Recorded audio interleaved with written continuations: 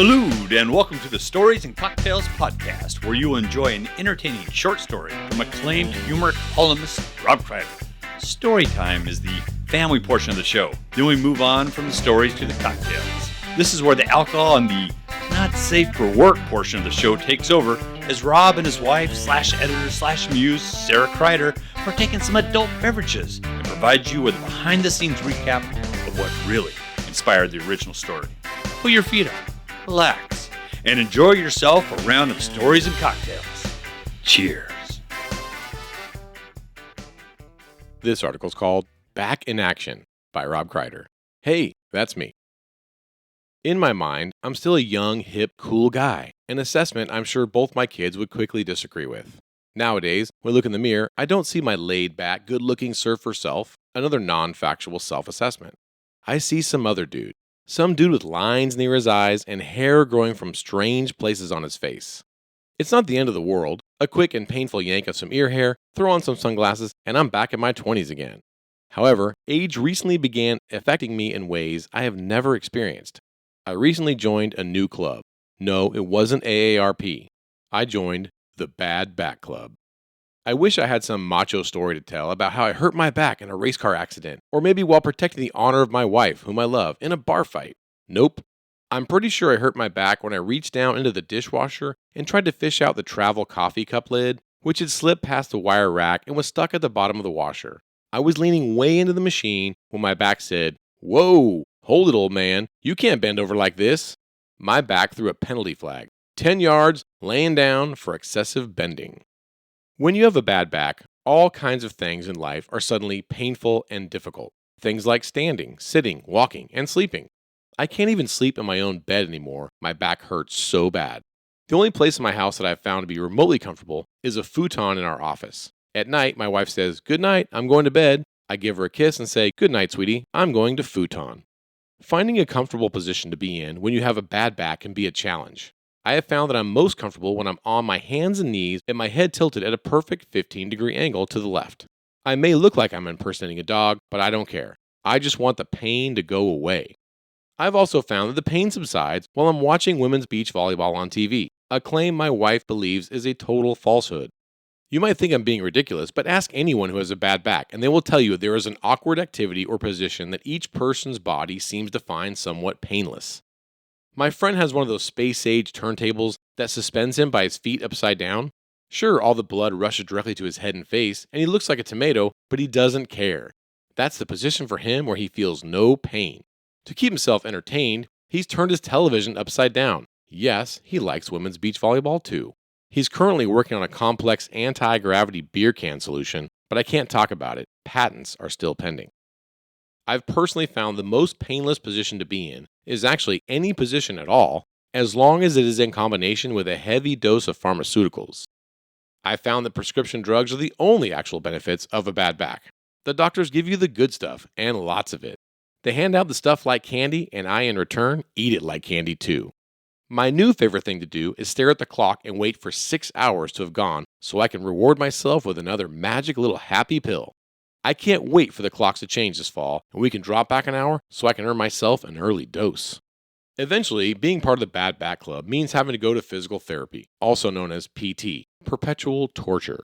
It's like work without getting paid. They bend me like a pretzel and try to make me smell my own feet. They do things to my body that are under the guise of therapy, but I have found they feel more like injury.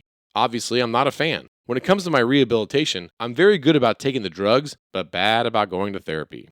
I've missed so many appointments that the physical therapy doctor's office calls me the day before to remind me, and then they call me in the morning of my appointment to remind me again. They even call me a third time. My cell phone usually rings while I'm in their waiting room. I don't even answer it. I just yell out, "Yes, I'm here. Let's get to the twisting torture so I can earn my next bottle of joyous little pills." The doctors have been holding the meds over me to force me to attend physical therapy. Who said bribing doesn't work? I use it on my kids with Skittles. The doctor uses it on me with Vicoden. I will admit that I'm a bit of an opportunist regarding when my back is acting up or not. My back always seems to be a bit of a problem when my wife wants me to take out the trash. I tell her, "Sorry, honey, my back. Physical activity is forbidden. Doctor's orders." Of course, a couple hours later, when I'm looking for a little intimacy, suddenly my back doesn't hurt at all. This is when my wife reminds me of my previous declaration. She says, I thought your back was too sore to take out the trash. I'd hate to exert any physical activity on you. After all, just like you said, doctor's orders. Damn my wife and her elephant memory. I tried to explain to her that certain forms of intimacy are a form of actual physical therapy in Asia. She's not having any of that. You see, some women prefer back rubs, but in my house, foreplay is taking the garbage cans out to the curb. By the way, I gave my son a bag of Skittles so he would take out the trash for me, but I did still sleep on the futon that night. Okay, folks, it's time to pop that top and let's get to those cocktails. Hey, welcome to Stories and Cocktails, drunken fucking portion of the show. On the road, we are in New York City, baby, the Big Apple. Yes, we are. So good to be here. It's a crazy place. They have rats, and they have a lot of people, and they live on top of each other, and the hotel rooms are about as big as a shoebox. I've had forts when I was a kid that I built in my backyard with my friends. They were bigger than this fucking hotel room. You know what I'm saying? I would agree. I had couch forts in my living room that were bigger than this hotel room. We're here because we're starting our fall ball trip. Yes, we are. This is a new adventure that we're on. Earlier this year, we did a full 3-month trip in our RV. We did an episode every week, and then we saw some MLB parks, but we have not seen all 30 yet. We had 11 more on our list. We're down to 10 now. Left the RV behind. Because we saw Citi Field. We saw Mets play. Yep. So we got about a 6-week trip here, not in the RV. We're flying. You mean the safety of our RV, which is bigger than this hotel room? Yeah, yes. Our RV, which is on fucking wheels and goes down a single lane of traffic, is bigger than this fucking New York hotel room. Yeah. And that's not an exaggeration. That shit is bigger. So now we're doing hotels, we're doing trains, we're doing planes, we're doing automobiles, alcohol, bicycles, all on this East Coast. Planes, trains, and automobiles. To see the last 11 ballparks on our list. We saw Citi Field. The New York Mets in Queens. It was a dope game. New York Mets won. Yes. We navigated the train system, kind of, and got there. The LIRR, the Long Island Railroad. We got to get on that in Grand Central Station. We did. That was cool. Now, the thing about us from California is that we don't believe in certain things. Like, some people are Catholic or they're Jewish. I am non-public transportation. I don't believe in public transportation. I don't fucking subscribe to this shit. But in New York, you have no choice. And so there we are, just two Californians looking for a place to plug in a Tesla, and drive around and fucking park the car near a big Walmart. Not available. So now we have to just get on board with the fucking public transportation. And we suck at it. We are bad at it. No, we can't do it. We're trying as hard as we can. We don't want to be Luddites. We want to be like, oh yeah, let's do it. Let's be cool. But we're bad at it. In New York's defense, the Long Island Railroad, the LIRR, Yes. out to Queens. Yes. To see the Mets. That was a train that was pretty straightforward. Go into Grand Central Station. I mean, first we had to find it. So I guess it wasn't really that straightforward. No, it wasn't easy because there's Grand Central Station. There's like, oh, you want the LIRR? Go downstairs in the basement. We had that shit. So that part was confusing. But I knew we were getting on the LIRR. And when we got there, the thing what I say was straightforward. It wasn't like there was like the LIRM or the MIRQ. So that part was pretty straightforward. Yes. It was when we decided to expand our horizons and we're like, we're done with trains. We want to get on subways now. Thomas the Tank Engine. The subway is when it got super fucking crazy because first they take you down out of the light into the dark. Also out of the cell signal. Out of the cell signal. So if you're like, hey, I'm going to use my cell phone, which has all the answers of the world. Deep into the basement navigate this of New shit, York. They go, guess what? It's 1985. You don't have a cell phone. You go down like 2 flights of stairs. You go down 1 flight of stairs and that gets you to like where you scan your card and you get into the dark. And then you go down a second flight of stairs and you're guessing. Like, do you want the M, the Q, the P, the Z? You're guessing. You go down the second flight of stairs. Yeah, no cell service. No one will make eye contact with you, or be friendly to you. Yeah, New York's not a real friendly place. I know they get that kind of that's their rep. That's very true. I'm the only person that keeps interacting with the homeless. I'm like, oh, this guy's got a story to tell on the subway. But there was, there was one nice, lady. yeah. She was so nice. I wish that we had Super gotten sweet. her name because she was on the subway with us and we were so fucking lost. Well, I'm staring at the map. I'm like, okay. Yeah. There's 484 stops in fucking New York. There's so many trains. I'm on one of them. I think it's the orange one. And I'm looking at the map and I'm like, I only know one thing. I know Coney Island is at the end. I can only navigate that. I'm like, well, we're not going to Coney Island, so fuck. She helped us because she said, because we were going to Yankees. So we went to Mets and then we decided. Let's do a doubleheader. Yeah, and Yankees wasn't planned. Because we've already been there. Because when I was dead sober in California, looking at the maps and looking at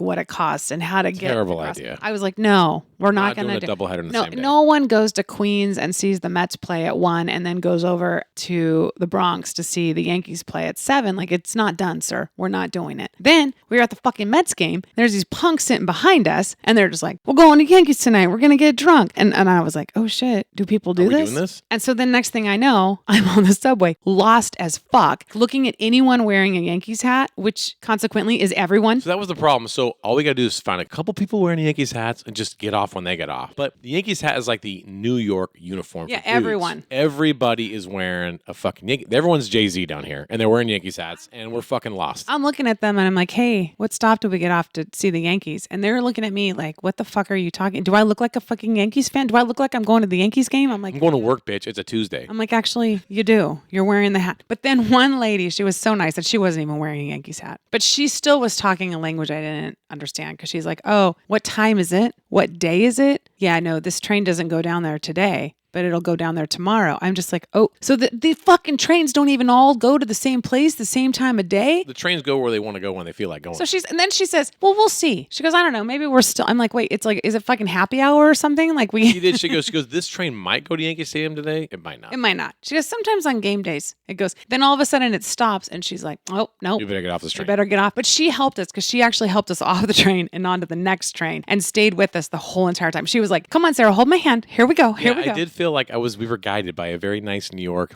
person. She's probably part of the Chamber of Commerce and shit. No, she might be. Because Californians to do a doubleheader. She said, that's Yankees games. I told her, you are so nice. And she said, well, she goes, you know what? New Yorkers have a bad reputation. This is why I brought her up, because you're doing this whole New Yorkers are mean. Well, you're other than her, it's perpetuating the idea. And she specifically said, she's like, I am doing my part one person at a time to change the persona of New York. I want people to think New Yorkers are friendly. I want to help them out. And I'm like, thank you, sister. You go, girl. She did a good job. And she helped us. So while we're at the Mets game, for the record, I'm going to keep track of this because we saw 3 professional teams while we were in New York. The Mets won. And when they win, it's awesome. They won in a walk-off homer, which I've never seen live before. It's so rad when they just hit the ball and then like everyone just comes in because it's fucking over. It was rad. Okay, go on, but then I want to come back to this. So talk about what happens when the Mets get a homer. They have this big apple. It's right on the nose. They have a big fucking apple in the outfield. And when they get a homer, they raise it out of the ground. And everyone in New York is so excited. Like, there's the fucking apple. There's the apple. And so I wanted to see this happen. I'm like, hey, every MLB stadium has its own thing. And the Mets thing is they have a fucking apple that comes out of the ground. But they got to hit a homer. So the thing about us is we drink a lot and we have to pee a lot. So we have these we're in the Hyundai. Oh, you opened up a little Bud Light there. Little Bud Light. Speaking of drinking. Well, our drinks are provided to us for free today by the manager special. So you're drinking a Bud Light. I'm drinking vodka club soda. No cost to us. So anyways, so we were taking a piss. Shocking. And we're in the bathroom. And so as soon as you go in the bathroom, you hear everybody start cheering. I'm like, oh, fuck. I look at the TV because there's a flat screen TV in the men's room and the fucking apple comes up. I'm like, oh, shit. I call bullshit on that. The women's room did not have a TV. So you come out. I'm like, did you see the apple come out? You're like, how would I see the apple come out? Fuckhead. I was in the bathroom. I go, well, I was in the bathroom too. I was like, I thought you were peeing too. I thought we peed at the same time. The men's room Same has schedule. a fucking TVs everywhere. And you just look so angry. You're like, well, the women's room didn't have fucking TVs. No, I was like, no TVs. I don't know what to tell you. You guys go in a stall. We stand outside the urinal. Like, I get this logistically. It makes more sense for us to have TVs. No. And you start screaming, patriarchy, patriarchy, patriarchy. Like, you're fucking yelling patriarchy at the Hyundai Club at Met Stadium, right behind home plate. We're getting drunk for free. And you're pissed off at the patriarchy. So we missed the first apple. Then we hang out for a bit longer. We go outside, some pretty great seats. Actually, we have these dipshits behind us. Actually, the Hyundai Club, we need to acknowledge that we're a little bit of a travel podcast. So we need to lean into more of the travel details for people. Not just the drinking and stories. Yeah, and we don't want to lead them astray. The Hyundai Club, super awesome seats. Good price point. Super dope price point. It was not all inclusive in the alcohol. All inclusive in the food. All we could eat. Super good food, but we had to pay for our own drinks. And I'm going to come back to this later because we did have to pay for our own drinks. Well, shit. It is an important... I forgot that we paid for them because sometimes our podcast listeners pay for them for us. So I'm like, these fucking drinks are free. So I don't even know. Maybe Lupe bought these drinks. I don't give a shit. All I know is I was drunk. We had to pee. True. We missed the first apple. I'm like, shit. And I'm like, I mean, how many home runs are they going to get? I might have missed my first chance. So we go outside. We got these great seats. And then we got a couple guys behind us. Well, no. 4 dudes. Okay, but let's just break down all of the home runs. So we missed the first one because we're in the bathroom, right? Yeah. Now, we are in the Hyundai Club, and it is all you can eat, all-inclusive food. The second home run, it's the 6th inning. The 6th inning is when they bring the desserts out. So we had already eaten all the food, and now it was like, oh, shit, it's the 6th inning. We got to get in there. It's dessert time. And I saw other people coming out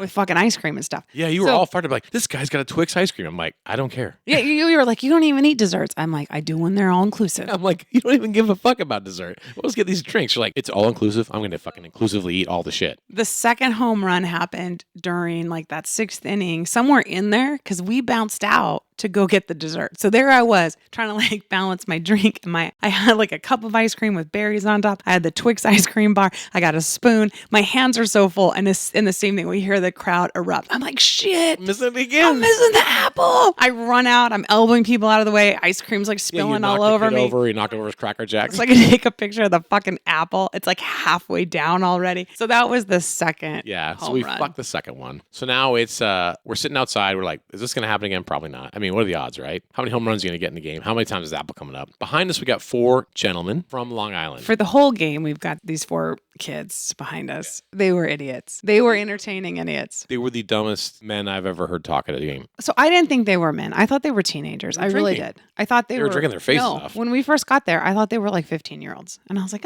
fuck. Who gave the 15-year-olds the Hyundai Club tickets? I got to share this shit with fucking kids. Then I hear them saying, we're going to the Yankees game tonight. We're going to get fucking drunk. We're going to get drunk. We're getting fucking drunk, right? We're going to the Yankees game. And I'm like, how are you going to get your 15? And then I realized like, okay, my age radar is way off. Yeah. But they're the entire time, because it's all inclusive. Yeah. Their entire conversation for 9 fucking innings, except for when I went to the bathroom. Never ending. I missed it when I went to the bathroom. I missed it when I went to get ice cream. But never ending. It was just a hot dog eating contest. How many hot dogs are you going to eat? With every new batter. If this guy hits a double, you got to eat 2 hot dogs. And then he's like, all right, dude, if this guy hits a homer and it goes 400 feet, you got to have a fucking hot dog or he's like, oh my God, 409 hot dogs? I'm just like, are these guys actually old enough to drink? And are they going to have sex with women and have children? Because this is the future. And they were keeping track of it's the 4th inning. I've already eaten 5 hot dogs. You've only eaten 2. And they were like, how many dogs you need? How many dogs you need? And we're going to go to the fucking Yankees game. We're going to get fucked up. And we asked him like, hey, how are you going to get to the Yankees game? And he's like, I'm going to fucking drive. Yeah. Like, what? That's what I finally... No one drives here except for drunk teenagers, apparently. I finally engaged with them a little bit because I was like, well, okay, I am sort of interested in this. Like, can you go from the Met Stadium to Yankee Stadium all the same day? Like, is it possible? Because I know it nearly broke every brain neuron that I have in my head. Just to get here. How do you do it? And so then I was kind of like, I will follow you. Which train do we get on?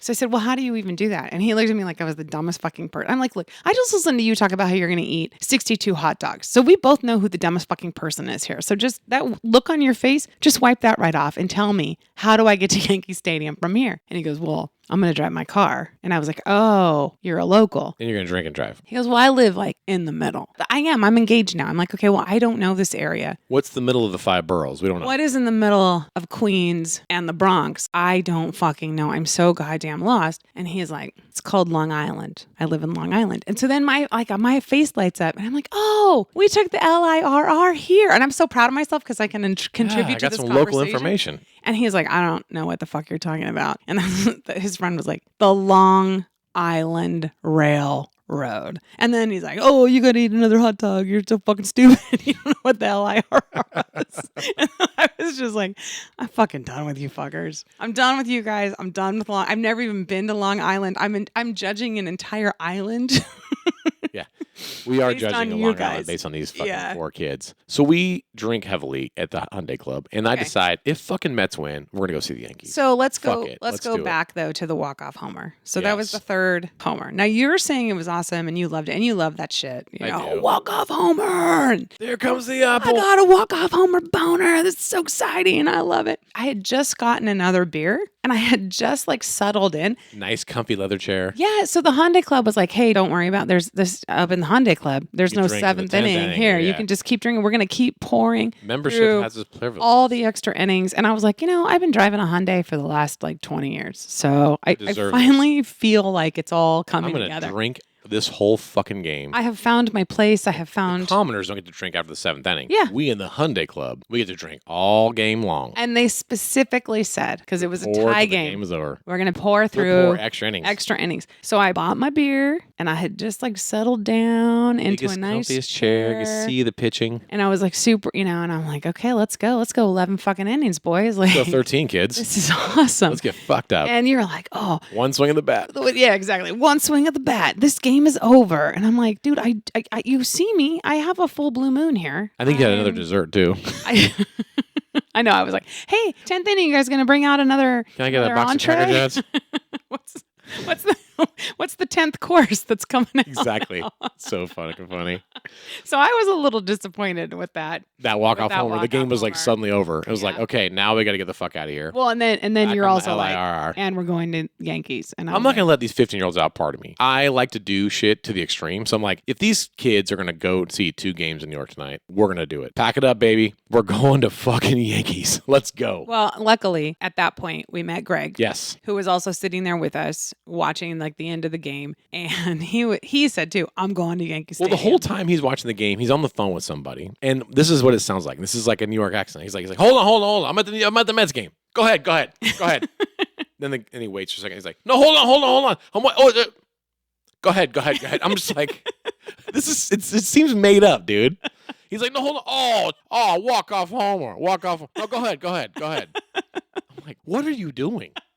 What conversation is this? It was so. Go ahead. But he ended up being our guide. He was our next guide. Yeah. He got us to He put us the on railroad. Yeah. He's like, take the D train. You're going to fucking Bronx. Oh no. And so that worked. We followed him like all the way he did. He helped us find the LIRR back. Yep. We got on it and then we had to transfer. We told him where our hotel was because I was like, well, I need to change. I can't wear my Mets outfit to the Yankees. And he's Yeah, we like, had to no, swap you out. can't. He told us, he's like, do not wear Mets shit to the Yankee Stadium. So That he was showed good us advice. which stop to get off. He's like, this is which train you get back on. I mean, he was totally like our guide. Yeah, he hooked us up. Thank you, Greg. Hooked us up big time. Super fun. So we go to the Yankees game. We decide like, hey, let's just do standing tickets. And you got these dope tickets where you get standing room only with 2 free beers. So it was called the Pinstripe Pass. Yes. $20 gets you in the door. You don't have a seat, but it doesn't matter because there's so many cool places in Yankee Stadium. You could, look, walk and around see and party, walk yeah. around.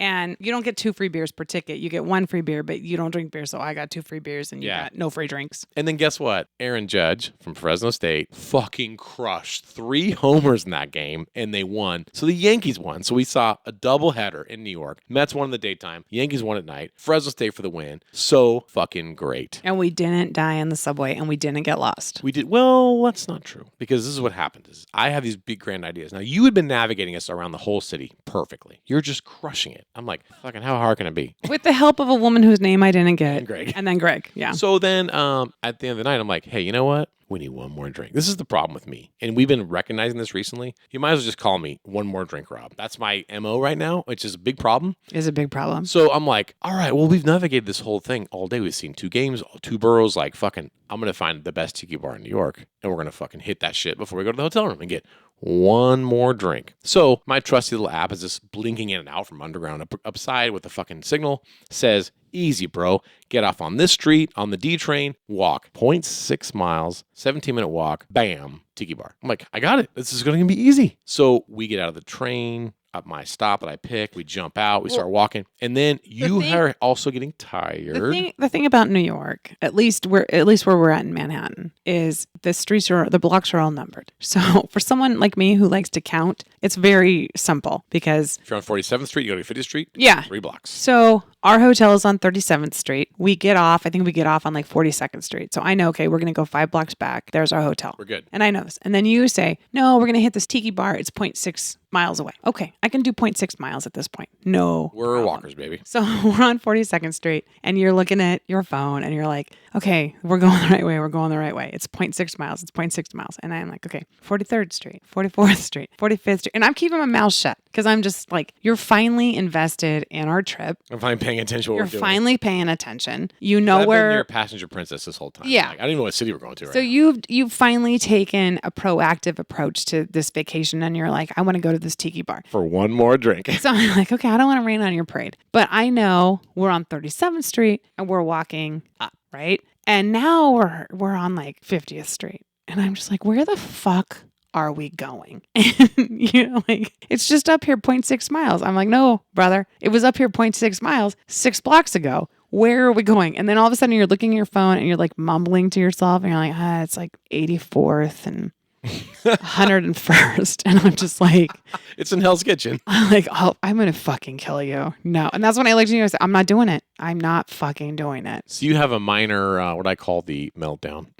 where you're tired and you are done and you do not want one more drink with one more drink, Rob, and you want to go to the hotel, and now I have drug you nowhere. Now we're not in a cool part of New York. It's not a hipster spot. There's nothing to see here. It's just fucking buildings and box trucks. Oh, and it just just smells like bum piss. And there's just bum piss and rats, and you're just like, nice job, chief. You fucking did it. We're nowhere. So I was like, I reckon this. Here's the thing. I've been married long enough. I'm like, okay, it's not going good. Okay. I'm just like, taxi?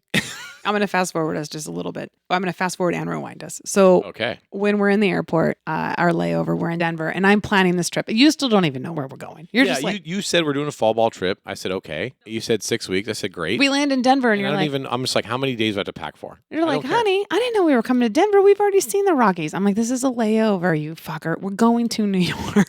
Like, pay attention. But anyways. I really had no idea. So during our layover, I trust you. I don't care what we're doing. I'm hanging out with you. I'm still searching things out, like things for us to do. And, so I say to you, I go, oh, they have bikes in New York. Just like the bike, like you put your card in and you get the bike, like the little city rental bike. Yeah, the hop on, hop off bikes, right? Yeah. So I said, oh, maybe we can do that. We're like 2.5 miles from Central Park. That's an easy bike ride for us. We'll do bikes in New York. And you say, before we get here, that sounds insane. I don't think that we're up for that. Like, I don't think the traffic. Like, New York City's pretty crazy, baby. Yeah. So you're like, let's not do that. So, okay, that's a good idea. Now, so that's the backtrack. Now the fast forward. Yesterday, we get off the subway and we're fucking lost again.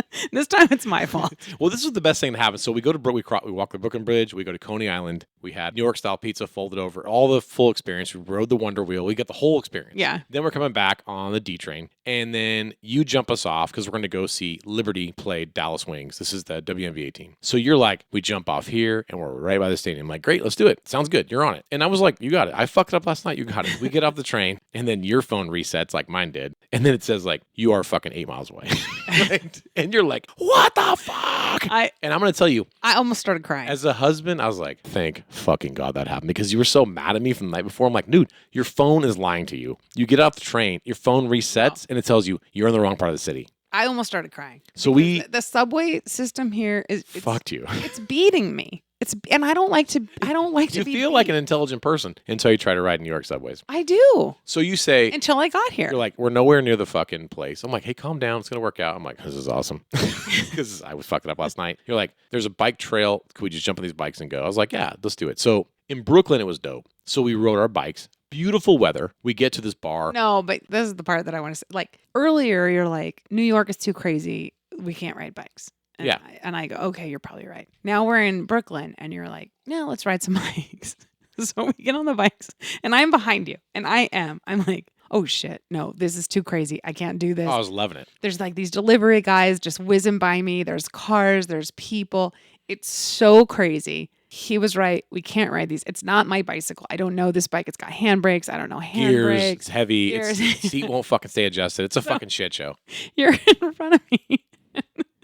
I was like, if I knew how these fucking subways work, I would leave this guy. I really would. I would go down into the basement. I would catch a subway back to our closet hotel room, and I would just pack my bags and I would leave. You wanted to leave me? But I couldn't because I didn't know how any of this shit works. I am a nervous wreck. I'm starting to sweat and get nervous just thinking about it because it was like so insane.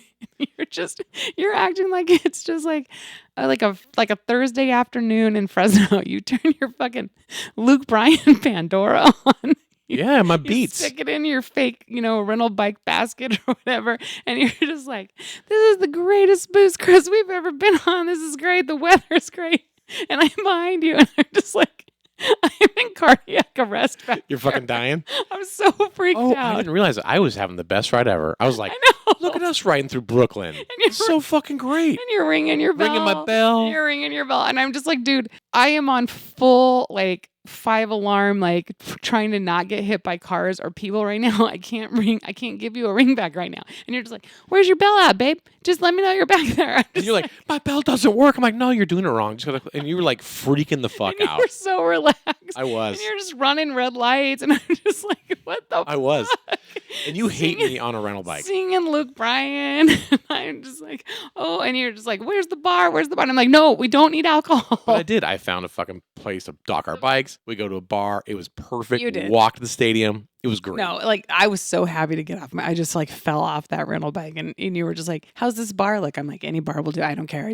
I'm dying. I need to." Great local bar, took care of us, gave us a shot of mezcal before we went in. New York Liberty wins the fucking game. So that means that we have seen 3 professional teams in New York, and they won every game we went to. So I think New York needs to bring the Kreiders back and Stories and Cocktails if they want to have a winning season. That's true. Because we are 3 for 3 for wins right now. That's true. So after we leave the Liberty game. I'm not staying in Manhattan, though. Fuck it's way this too shit, crazy. yeah, no. I did like Brooklyn. I'm just not going to ride my bike Brooklyn was a there. dope vibe. So then we get lucky. So after we leave New York Liberty, before we jump on a train, say, hey, there's a tiki bar I want to try. This time I think I know where it really is. So we walked through a part of Brooklyn you weren't too stoked about. You're like, and I'm just like, doo-doo-doo. Well, yeah, this is fine. because you don't pay It's all attention. good. So and you're like, this is dangerous. So we get out of the game, and you have that moment where it's all of the game revelers. So everyone is in New York Liberty or Dallas Wings jerseys, T-shirts. And Yankees hats. Yeah, exactly. But you can tell it's a massive crowd coming out of the stadium. Safety in numbers. And safety in numbers. And so we're all walking.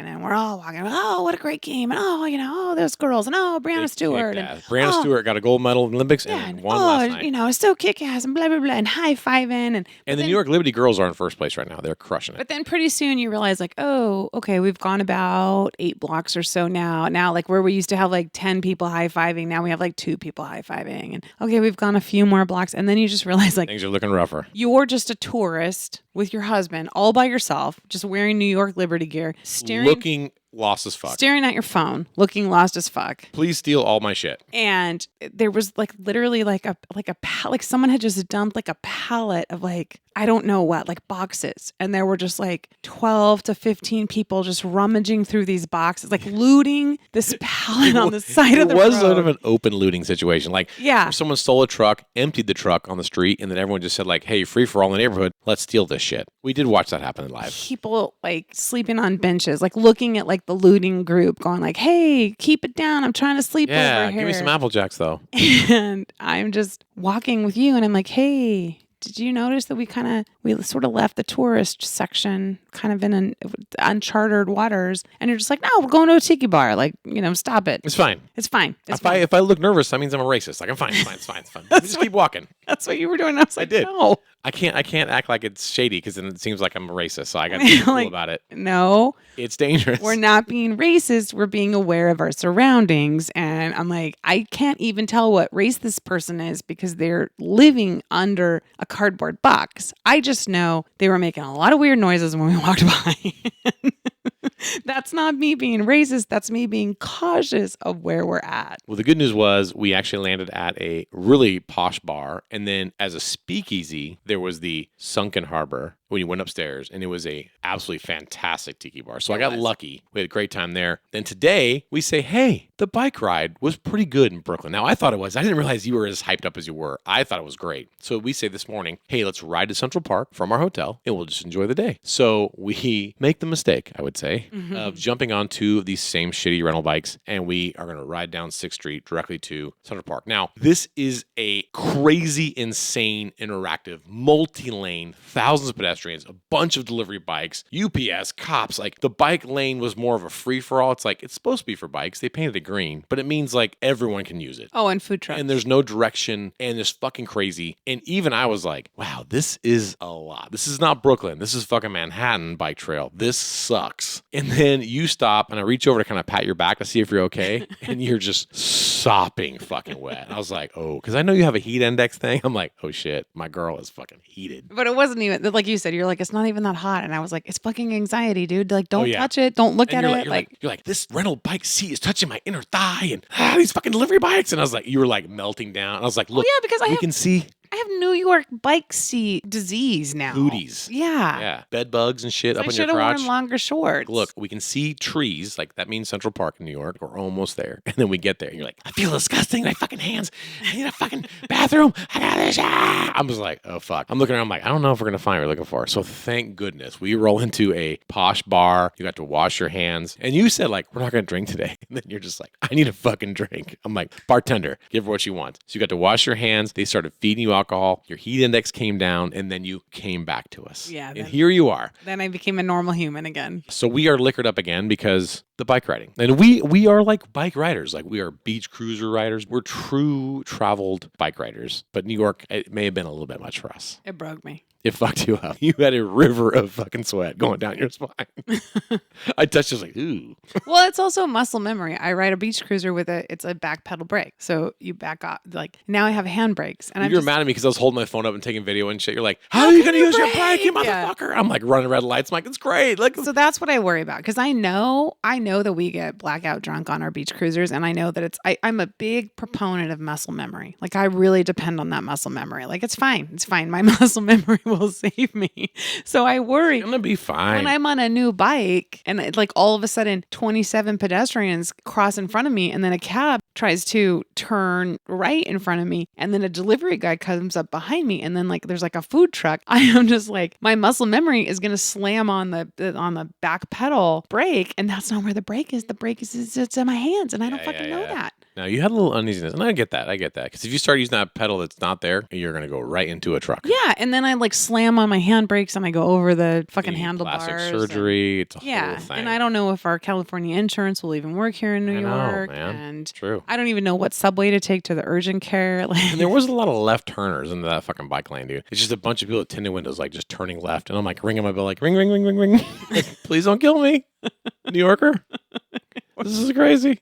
It was scary. It was a harrowing fucking ride. Yeah. But it all worked out, which is what I always say. One last drink and it all worked out. What story are we doing? The story this week is Back in Action, published in the Santa Maria Sun, September 3rd, 2008, a story about having a bad back. And it's appropriate because I went ahead and threw my fucking back out right before we started this massive vacation. It's taken me about 2 hours to stretch and do yoga every morning and grunt a lot, basically to get myself out of the fucking room. Yeah. And then I've just been medicating with vodka the entire trip here just to try to feel good enough to walk 7 miles. We walked like 7.6 miles with a fucking bad back. I'm just waddling across the fucking Brooklyn Bridge. And you have been mostly patient with me. You're definitely like, you're a fucking gimp. You're an old man. You're yelling at me like, it's your fault. You fucking hurt your back at Orange Theory. You dumb shit. Well, you did. I'm like, I did. It was, I misunderstood the directions with this weight thing and fucking threw my back out. So yes. No, you go a little crazy. We probably ate cake or something. Like, I don't really remember, but I'm sure we indulged the night before. And so then you woke up in the morning and you went to Orange Theory because at like 5:30 in the morning. The way your brain works is,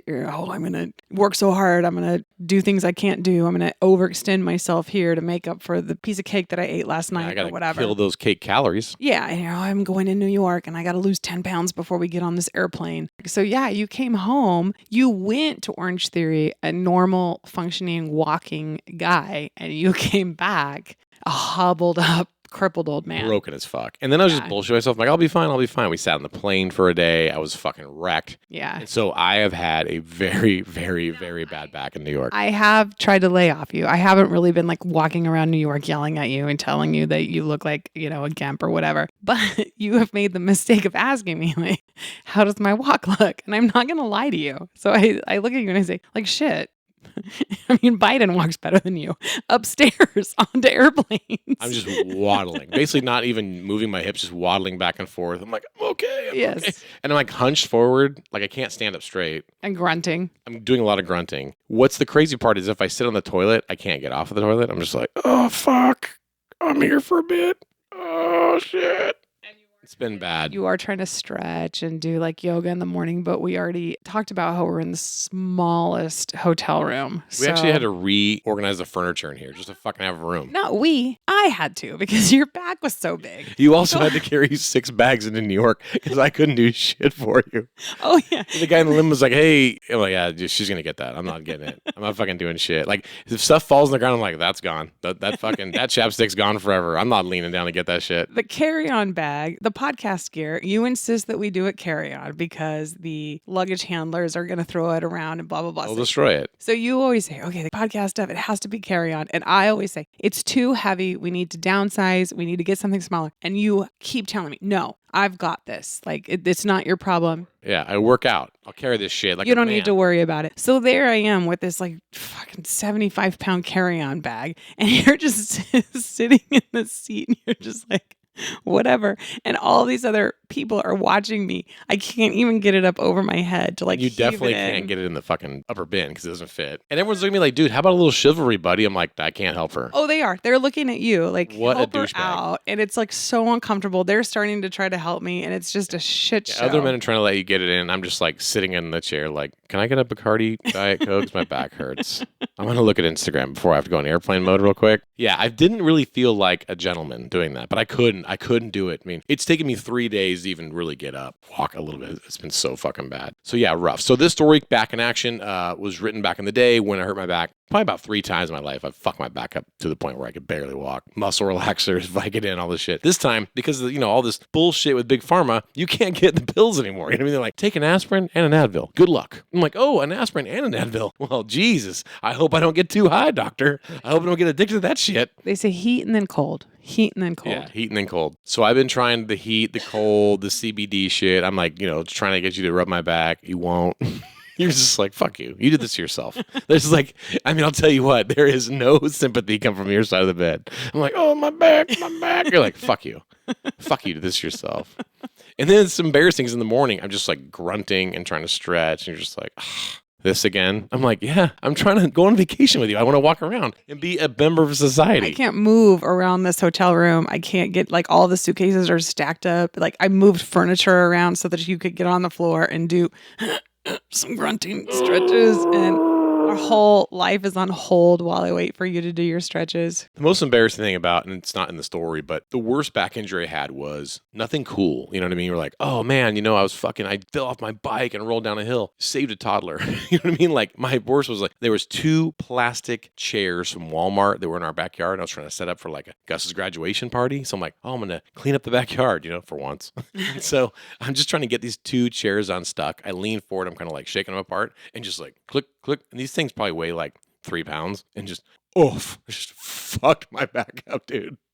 Destroyed myself. Waddled around his party. Hey, everybody, welcome to the house. It's just not a cool way to hurt your back. No, it's not. Cool story, bro. Cool story, I go bro. to Orange Theory so I can keep my lower back strong. And I think a lot of the exercise there are for that. I'm like, I've been a really good lower back. I've been strong as an ox since I've been to Orange Theory. And this is the first time I fucked my back up. And it was at fucking Orange Theory. Same place I had a stroke, by the way. Yeah. So you were like, I'm canceling Orange Theory. You do not get to go to Orange Theory anymore. Fuck Orange Theory. You've had a stroke. Now you got a bad back. I'm sick of this bullshit. It costs $160 a month. Yeah. Orange Theory is fucking over. Pretty much. But then I'm just going to be fat. No, you can Don't you like my Orange Theory body? You can find something. Not really when it's waddling around. I mean, like your Orange Or Theory. stroked out. Your Orange Theory body, it spent like 3 days in the ICU after a stroke. And now your Orange Theory body can't even lift a suitcase. I'm lifting 5 suitcases out of the Uber. By the way, good luck getting those 5 suitcases on the train tomorrow because I still can't really help. I could re-injure myself. Even though I'm getting a little looser, I can't. I got to be careful. What I'm saying? So, yeah. Yeah, just like the story says, your back injury kind of comes and goes. Yeah, exactly. I'm like, oh, what are we going to do now? Oh, yeah, my back hurts. Yeah. So I rode my bike like a motherfucker. I'm like, oh, look at riding bikes. I love riding bikes. It's like, oh, suddenly your back doesn't hurt. Oh, yeah, just ringing your bell. Oh, yeah, playing music. your Luke Bryan Pandora. And you're like, hey, could you get... nah, I can't. No, Yeah, my back. That's going to be, yeah, very tender.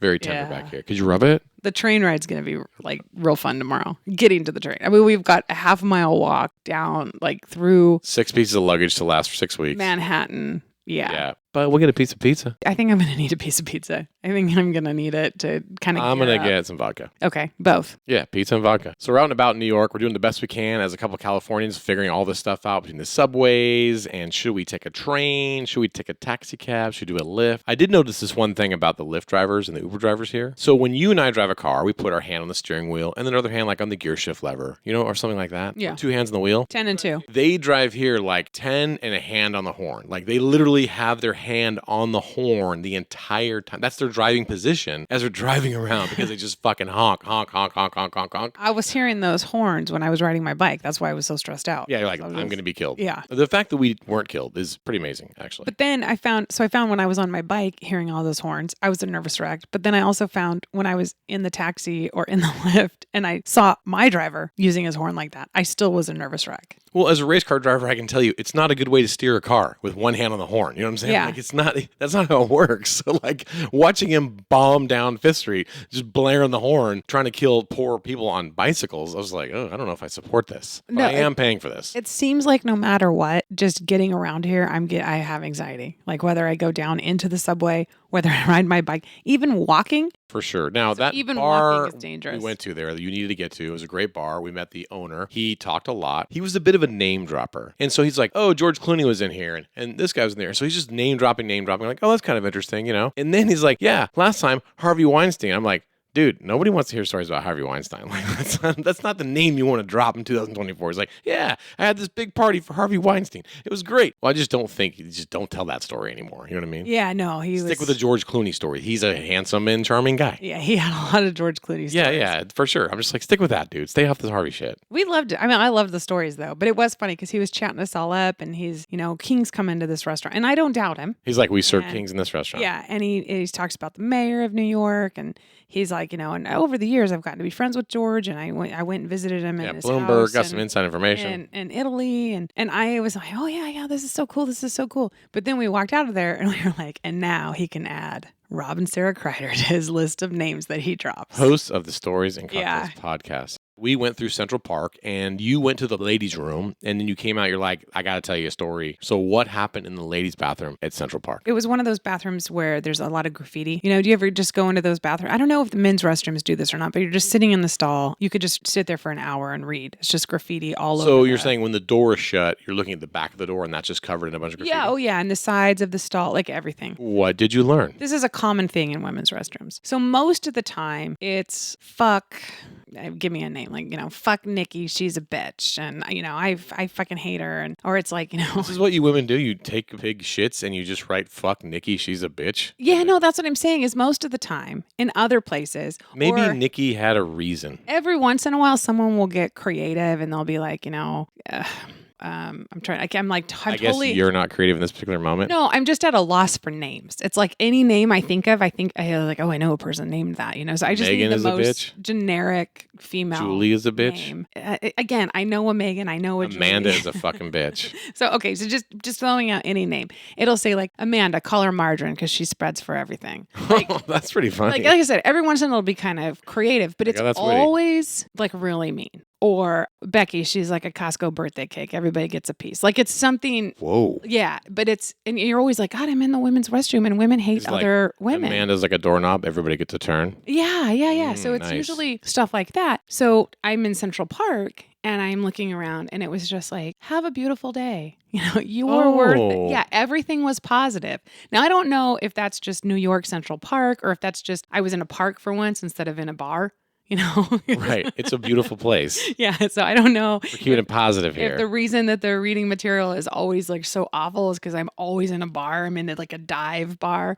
But this was just, you look beautiful and you go out there and go take on the world because you're great and everything is a rainbow. And it was just very, very, very positive. That's nice. Yeah. I like to hear positive things. You know me, I'm toxically positive. I always stay positive. So I like to hear that the women's restroom in New York, Central Park, is keeping it positive. Yeah. The whole time we're walking through Central Park, you're like, this is SVU. Like every scene is a girl's body next to a tunnel here. Just I wasn't doing rape that. Trail. You were doing that. You were the one that was like super weird about Central Park. You're like, I'm never going in Central Park because that's where everyone gets murdered. Everything I've ever been told about Central Park is just women just jog out there and they're tackled, raped, and murdered. Well, yeah, no, I mean, I agreed with you. Who the fuck is jogging through here? It's a bad idea. I've watched like 600 seasons of Law and Order, all the different versions, SVU, Criminal Intent. I even watched Law and Order Los Angeles, got canceled, but I've watched them all. And even Law and Order Los Angeles, I swear people were getting murdered in Central Park. We got a cold case from Central Park. We got a perp out here in Los Angeles. We got to work it. Yeah, I think there was a crossover episode.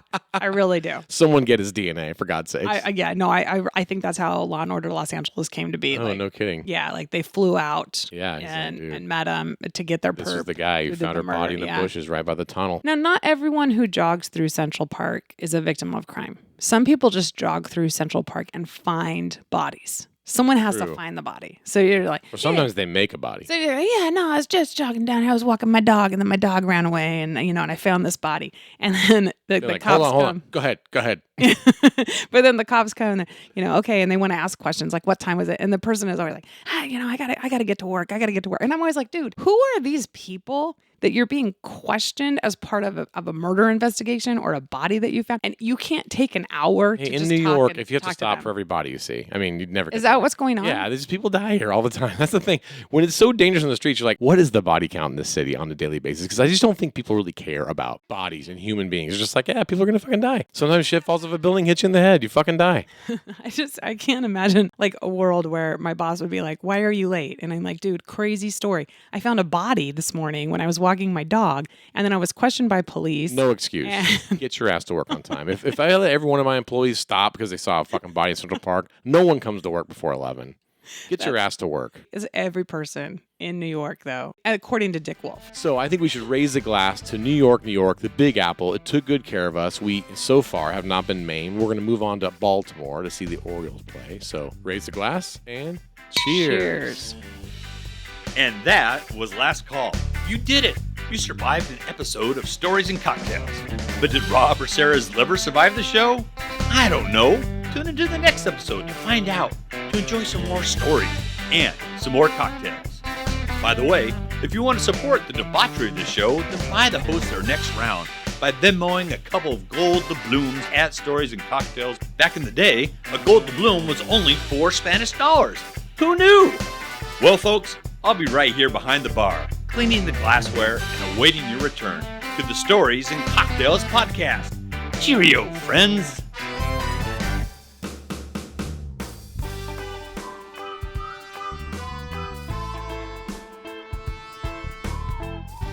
If you enjoy hearing Rob Kreider's different humor columns here on the Stories and Cocktails podcast, then I promise you will love his novel, Cadet Blues. Cadet Blues is Rob's hilarious tell-all about desperately trying to survive the shock and awe boot camp-style training at the California Highway Patrol Academy. People from all different walks of life have come to love this book because Cadet Blues is simply a crazy good read. Heartfelt, inspiring, and damn funny. It's available in paperback through Amazon, eBay, or cadetblues.com, where you can get free shipping and a personalized autographed book. Or you can download a digital copy of Cadet Blues from Amazon Kindle, Barnes & Noble Nook, or Apple iBooks. Do yourself a favor and check out the novel, Cadet Blues.